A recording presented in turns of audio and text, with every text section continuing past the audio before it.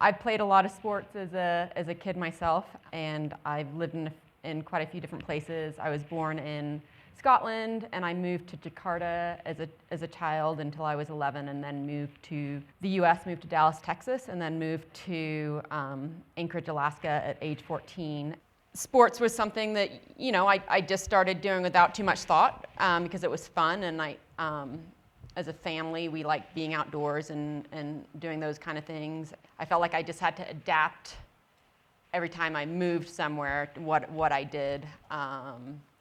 Growing up in Jakarta, I was in a very really cool school where sports were a big deal and arts and culture were a big deal, and swimming was a class just like arts and science and math and everything else. So I got a good swimming background, and field hockey was one of the first sports I played, and a big influence was my older brother playing field hockey, and moving to the U.S. that wasn't, or where we lived, it wasn't such an option. So that was Dallas. Dallas, yep. Okay. I played more. I went more into soccer, and that was like a huge thing at that time, playing soccer. And then when I moved to Anchorage was when I started cross-country skiing, and a big part of it was just someone in my Spanish class at the high school introducing me to, or asking if I wanted to join the team, and that was a really nice welcoming thing. So I started cross-country skiing just for that reason, and being included in that community. So. And what did cross-country skiing, this thing that you joined kind of on a whim as a teenager, what did it bring to your life? It was being included in a community. I think that was a big deal, but something healthy. It's like a healthy habit that you could do on a daily basis, and a tool to get outdoors. But I think the community and the culture was a big part of that. Mm-hmm. Just a good environment to be in. How did you get from being a high school cross-country skier to being a more accomplished cross-country skier? What happened next? Mostly time and consistency of keeping at it. And,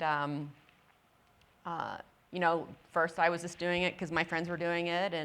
But I saw those improvements and started to really love it, right? Mm-hmm. And kind of embrace the difficulties and the challenges of it, and started to kind of set some goals for myself and pursue it from there. And the more I did it and the more I improved, the more I was motivated to keep doing it, and just continuing to have options in it, right? Like when I graduated high school, there was the option to do it in college. And so you got to do quite a bit of skiing in college, and it took you to some pretty interesting places, I'm thinking?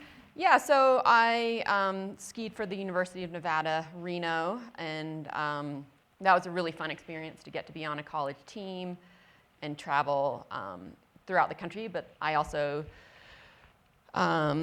competed in some international events, and I also was on the college running team too, so I traveled for that also. I have always done, I think, more than one sport. So, and cross-country skiing is great for that, because in the summertime you can't ski, so you have to do other things, whether it's roller skiing or biking or running, hiking, things like that. So. And do you feel like having that multi-sport childhood, multi-sport life, did that bring you a well-roundedness in general in your life? Did it kind of give you more mental flexibility? Yeah, I think being almost forced to adapt as I grew up, and kind of forced to have to try new sports, gave me a really just solid foundation and ability to do different things and to try different things. Well, I'm thinking just now as we're talking that you had to move not just around a corner. You moved to continent to continent to continent, and when you went from Dallas to Anchorage, that was not, again, a simple, easy move. And I have a feeling that you have more open-mindedness as a child when you have to make those kinds of changes all along. That those two things kind of go hand in glove. What does it mean to you to be able to bring that experience and to bring all of the joy that you've had from sport and cross-country skiing in particular to a community like Park City and to teaching kids? Yeah, I think for me, I've always kind of watched what's going on around me. Like when you move somewhere, you don't want to jump in there and like tell people how to do stuff, right? Like you have to kind of sit back a little bit and learn about the community. So I've always, from a young age done that before you're kind of saying how things should be done. But I did kind of develop a pretty big worldview from a young age, and so even in our small community of Park City, I like to kind of see everything that's happening and kind of see first, and then kind of see how where can I make a difference in this community. How can things be better? And I do think I have a great opportunity in this community to expose kids to the sport, teach them a skill that they're gonna have for a lifetime, that's healthy, that's for the most part affordable. And even if they're not cross-country skiing, if they move somewhere they're not cross-country skiing, we teach them things in the summertime: biking, running, camping, things like that they can hopefully have for a lifetime, and they find that joy and passion. It's interesting. I think your experience of coming up in a family where being outdoors and playing together was a priority, and being involved in sports all through your life was a priority. We know that accessibility is an issue in lots of places and in Park City, and there are lots of different ways that different organizations in town approach inclusion and diversity in sport. How do you do it? Since I've had this job, I've always kind of looked at, if our team kind of reflects the community, whether it's just like male and female. There's been times where it's like, okay, our team's all girls all of a sudden. Okay, I'm just going to go out and like find some boys to like, and that just seems like simple to me. And then there's, the economic part of it where, you want to make sure it's reflective of the community. And, I think Park City does have a reputation to be very wealthy, but that's not the case, right? Like there's people of different economic backgrounds in our community, and just making sure that they all have access to the sport. And then just realizing in general, skiing's a big part of our community and our economy, but then there's so many people in this community that grow up here and they don't have that opportunity to get on skis, and I think that's unfortunate. And I'm in this position where I could help make that change, and hopefully give more kids the opportunity to ski and get on skis. And how cool would it be if if you're born and raised, or you're a kid at any point in this community, that you have the opportunity to ski. I've been part of a lot of committees where I'll say we need to be including more people of X group or Y group. Yep. And people will greet me with lots of reasons why that hasn't worked before. Yeah. And I think that's not good enough for me, and I'm pretty certain it's not good enough for you, so I'm curious. And I don't want to be someone that's just talking about it, but I think talking about it is a good place to start. For us, it was recruiting people into the sport, having those opportunities, adjusting our programs so they better fit the communities. I see kind of an issue a lot of the times is people telling you why it's not going to work, and why different communities don't fit into your program. Well, it's like, adjust your program so it works. I think sports in general, like if they want to be successful, you have to cast a wider net. So you should, that's beneficial from a high performance perspective at the end, the top level of the sport, to like cast a wider net, like get more people involved. So, if it's translating registration into Spanish, but also like making sure that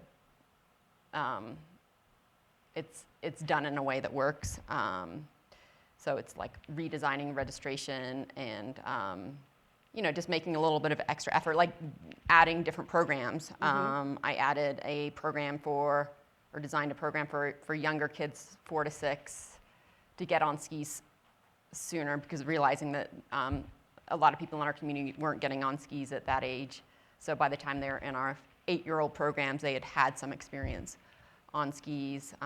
This year we're going to have some cross-country ski lessons in Spanish for the parents of our Spanish speakers in our programs. So getting the whole family Yep. involved. And then equipment, making Right. sure everyone has the equipment for it. So we provide that. Well, and I think the fact of offering to families, to parents, is a big deal because, the sport that my child participates in is ski jumping now, and I don't have any reference point for it, and I don't ever intend to try it, actually. But I have worn skis in my life, Yep. and I'm an alpine skier, so I have a reference point to a degree. It's about as much of a reference point as I want. But what does getting these parents involved who may not have had exposure like I have, what does that do for their kids in the program? Does it promote longevity in the program?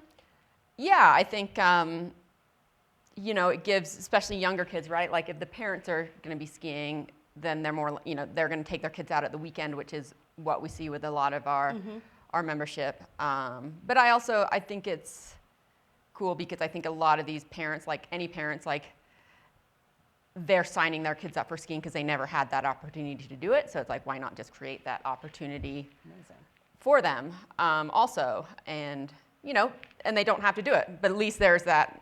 A choice. A choice, yep. Yeah. You can't have youth programs without parents. Right. And communicating with them and,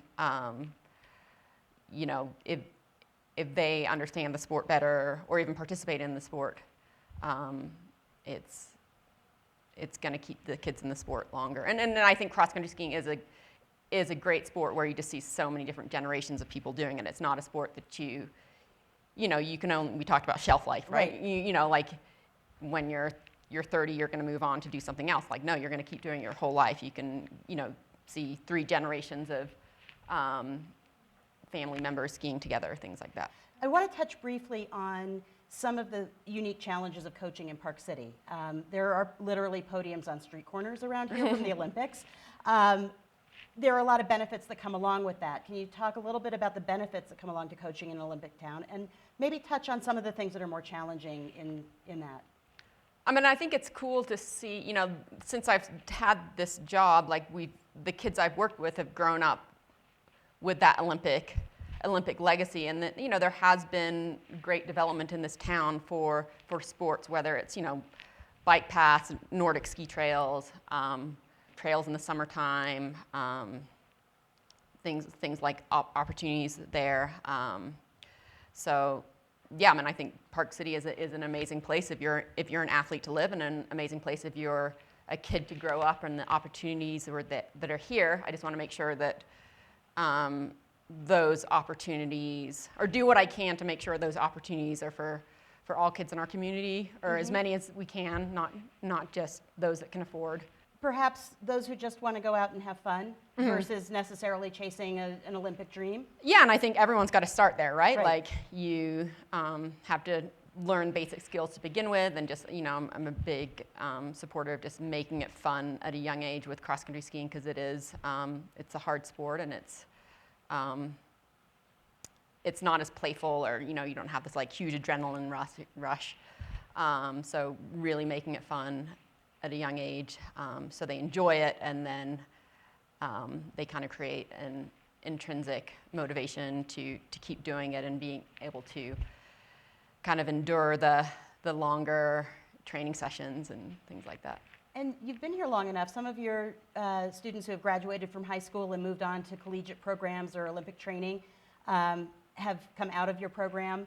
How do those folks interact with our team now? Yeah, no, we've had, I would say the majority of our coaches are alumni from our club, and it's really great to have them give back and work with them. And there's others that are, skiing World Cups and things like that. So it's great to see our system working and creating successful athletes and people. But I think at the end of the day, if they're just being good people and is very cool to see.